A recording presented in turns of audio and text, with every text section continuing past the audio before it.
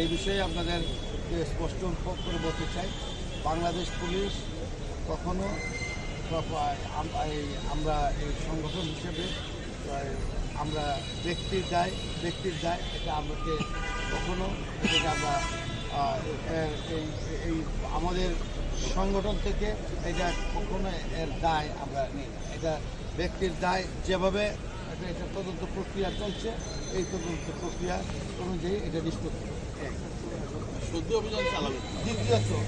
দ্বিতীয়ত আমাদের যে শুদ্ধি অভিযানের বিষয়টা যেটা বলেছেন, আমাদের যে কোনো ক্ষেত্রেই সবসময় আপনারা দেখেছেন যে কোনো অপরাধের যে কোনো বিষয়ে যখনই আমাদের কাছে খবর আসে সাথে সাথে আমরা ব্যবস্থা নিয়ে থাকি।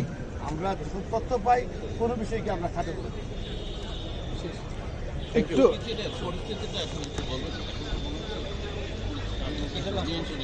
আচ্ছা, ধন্যবাদ। কুকরিচিনের বিষয়ে আমরা জানি যে এখানে